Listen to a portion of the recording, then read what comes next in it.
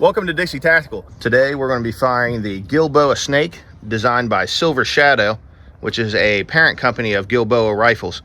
This was originally designed in Israel for their military. The idea was to increase the number of rounds fired per trigger pull, which would in turn lead to an increased hit probability. Which to me is kind of just crazy. Why not just use full auto? But it is cool. So this weapon here is basically just two AR-15s fused together. It has two barrels, two carbine length direct impingement gas systems, two triggers, two mag wells, two bolts. The bolts actually eject in opposite directions. It's got one stock that houses two buffer tubes. This double mag well here can run the included dual mag setup, or you can run standard AR-15 mags through it. The mag release is it drops both mags with just this one button here, but the bolt release actually is it's two buttons independently that drops the bolt on either side. Another neat feature is that the handguard here has an end plate that you can adjust the barrels for windage and elevation, so that the barrels can actually be set to parallel, they can be set to intersect at a certain distance, or they can be set wider for a greater spread. And as neat as that is, it makes zeroing your optic a lot more difficult.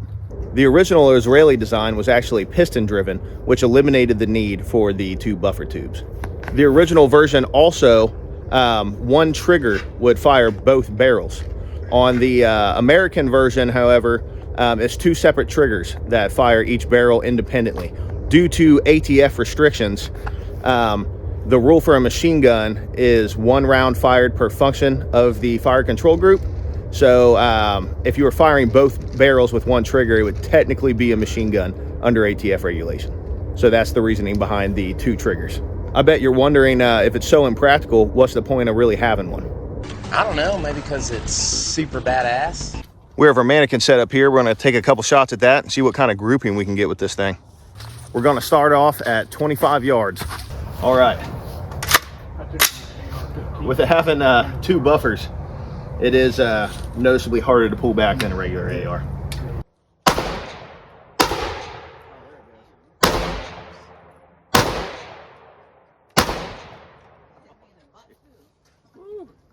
Man, having two 5.56 rounds go off right in front of your face like that at the same time is pretty intense.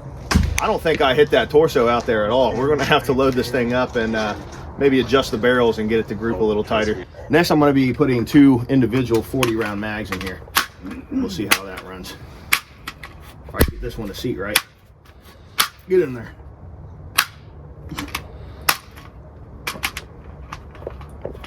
There we go. All right, and I got our barrels adjusted and our optic adjusted, so hopefully this time we can hit that torso.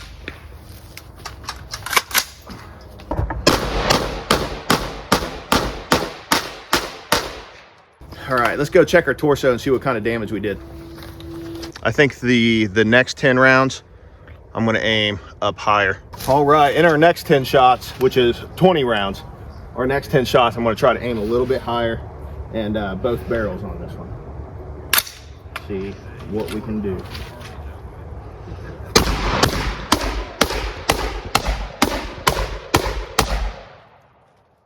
Oh man. I stacked them all right across there. You can see the pattern there. Like this was one pull, this was one pull, this was one pull. That one I think we already had on there. But they're pretty evenly spaced like that. Pretty neat. Practical? No. Neat? Absolutely. Thank you for watching today's short little review on the Gilboa Snake. If you like this video, make sure to give me a like and comment down below. If you guys want some merch to help support the channel, we got hats, hoodies, t-shirts.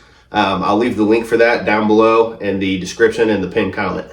Make sure to head on over to the Patreon if you want to see any bonus footage, bloopers, or non-YouTube friendly content as well. Thank you very much for watching again, and I'll see you in the next video.